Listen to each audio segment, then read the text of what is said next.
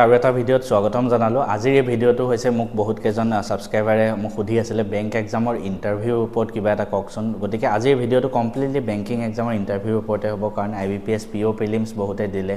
তো তাৰ ইন্টাৰভিউ হ'ব সক এতিয়া ইন্টাৰভিউত কথা ক'বলৈ যোৱাৰ আগত কোনবিলাক এক্সামত ইন্টাৰভিউ হয় মই কৈ লওঁ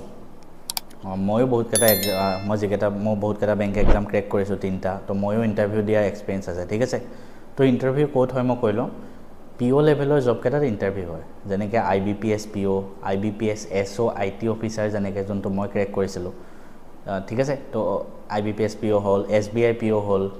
তাৰ লগতে এতিয়া আহিব নেক্সট RRB PO তো PO লেভেলৰ জব কেটাত আপোনাৰ ইন্টাৰভিউ হয় কিন্তু ক্লাৰিকেল লেভেলৰ জব ক্লাৰ্ক যিকেটা হয় তাত জাস্ট প্ৰিলিমছ এণ্ড মেইনছ হয় তাত একো ইন্টাৰভিউ নহয় তাতে ফাইনেল যোনটো কাট অফ কমপ্লিটলি মেইনছৰ ওপৰত ডিপেন্ড কৰে কিন্তু আপুনি যদি PO এক্সাম দিয়ে like IBPS PO SBI PO RRB PO তাতে কি হয় ফাইনেল কাট অফটো 75% ধৰিলে মেইনছৰ পৰা 25% ধৰিলে ইন্টাৰভিউৰ পৰা তো দুইটাৰ পৰা কাট অফ ক্যালকুলেট হয় এই 75 25 সবতে নহব পাৰে কিছুমানৰ হয়তো 60 40 হ'ব পাৰে কিন্তু অলমোস্ট তেনেকৈ সবতে হয় গতিকে গম পালো কোড ইন্টাৰভিউ হয় এটা ইন্টাৰভিউ কি আমি দিব পাৰো কি আমি মিডিয়ামত দিব পাৰো সবেই মোক এটো প্ৰশ্ন সোধে মই নিজৰো ইন্টাৰভিউ দিয়াৰ এক্সপেৰিয়েন্সৰ পৰা মই আপোনালোকক কৈ আছো পোনপ্ৰথমে কৈ থওঁ এই IBPS SBI এইকেটা এক্সাম কি হয় এটা সেন্ট্ৰেল লেভেলৰ জব হয় তো আপুনি এটো এক্সপেক্ট নকৰিব যে তাত গৈ আপুনি অসমীয়াত ইন্টাৰভিউ দিব পাৰিব তাত কেতিয়াও আপোনাক অসমীয়াত ইন্টাৰভিউ দিয়াৰ চান্স নিদিয়ে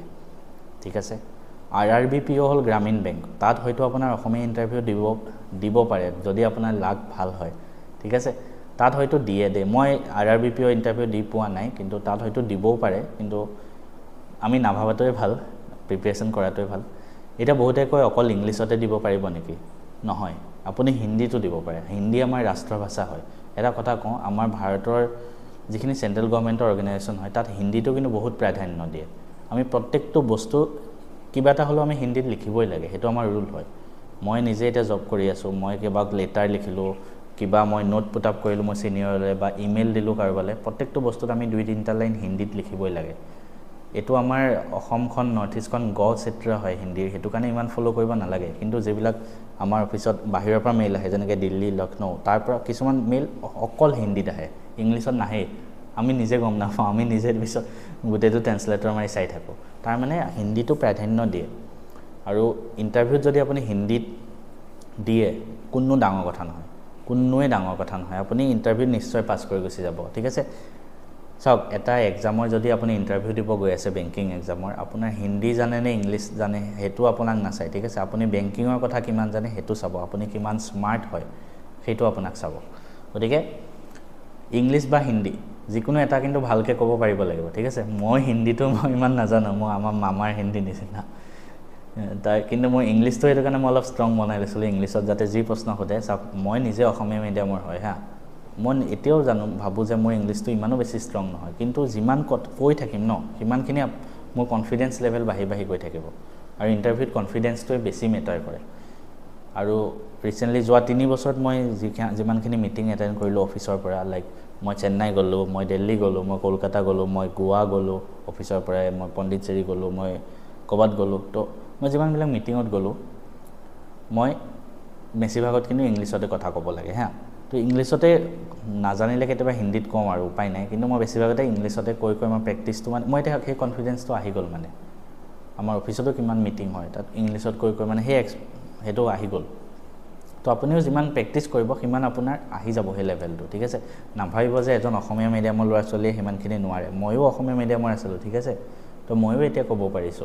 আপোনালোকে কিয় নোৱাৰিব আপোনালোকেও নিশ্চয় পাৰিব আৰু ইংলিশ কোৱা আৰু লিখাৰ মাজত পাৰ্থক্য এটাই কোৱাটোত আপোনাৰ গ্ৰামাৰ মিস্টেক হলেও একো নহয় ঠিক আছে আপোনাৰ জাস্ট কনফিডেন্সটো থাকিব লাগে মই যেতিয়া IBPS SO এক্সামৰ ইন্টাৰভিউ দিব গৈছিলো মই কি সুধিছিল কৈ দিও মোক আপোনাৰ ঘৰ কোড সুধিলে তাৰ পিছত মই বিটেক কৰিছিলো তো এটো কমন কোৱেশ্চন সবতে থাকে যে বিটেক কৰি কিয় বেংকিংত আহিব বিচাৰিলে তাৰ ধুনিয়াকৈ এনসাৰ মই অলৰেডি প্ৰিপেয়াৰ কৰি লৈ গৈছো যি সকল ইঞ্জিনিয়াৰ হয় এই এক্সামটো এই কোৱেশ্চনৰ এনসাৰটো আপোনালোকে নিজৰ ভাবে প্ৰিপেয়াৰ কৰি লৈ যাব তাৰ পিছত মোক দুটামান বেংকিং লাইনৰ বস্তু খুলিলে CBSৰ কথা খুলিলে কোৰ বেংকিং সিস্টেমৰ কথা তাৰপৰি ATM বিলাক কেনেকৈ কাম কৰে খুলিলে তো হেবিলাক মোৰ যিখিনি নলেজ আছে মই হেখিনি ইংলিশত কৈ আছো আৰু পঢ়াখিনিটো আমি বেছিভাগ ইংলিশতে পঢ়ো ন তো ইংলিশ কোৱাটো আমাৰ হয়তো ইমান প্ৰবলেম নহব আৰু য়েছ আৰু এটা কুৱেশ্যন সুধিছিলে তো মই ইংলিছত ক'বলৈ প্ৰব্লেম হ'ল মই ধুনীয়াকৈ সুধি লৈছোঁ যে may I speak in Hindi okay বুলি কৈছে তাৰপিছত মই হিন্দীত বুজাই দিছোঁ যে এইটো হয় তো যদি আপোনাৰ প্ৰব্লেম হয় আপুনি জাষ্ট পলাইটলি সুধি ল'ব যে may I speak in Hindi তো তেওঁ যদি কয় য়েছ আপুনি হিন্দীত ক'ব কথাখিনি খালি বুজাব পাৰিলে হ'ল ঠিক আছে তো এই লেংগুৱেজ কেতিয়াও এটা বেৰিয়াৰ হ'ব নোৱাৰে এটা জব পোৱাৰ ক্ষেত্ৰত কিন্তু আমি ভাৰতৰ বাসিন্দা হিচাপে হয় আমি হিন্দীটোতো জানিব লাগে ঠিক আছে যদি হিন্দী নাজানো ইংলিছটো জানিব লাগিব যিকোনো এটাত আপুনি এনচাৰখিনি দিলেই হ'ল এইটো কেতিয়াও ভয় নকৰিব খালি নিজৰ নলেজ বহাওক ঠিক আছে বেংকিং এক্সাম দিব গৈ আছে ইণ্টাৰভিউ দিব গৈ আছে বেংকৰ প্ৰত্যেকটো বস্তু আপুনি জানিব লাগিব তাৰ কাৰণে মই এটা চিৰিজ আনিম বাৰু অতি সোনকালে য'ত বেংকিঙৰ মই বিভিন্ন ধৰণৰ কথাবিলাক আপোনালোকক জনাম কাৰণ মই বহুতখিনি বস্তু শিকিলোঁ বেংকিঙৰ চ' ইণ্টাৰভিউৰ কাৰণে এইটোৱে আছিলে ভিডিঅ' কেনেকুৱা লাগিলে কমেণ্ট কৰিব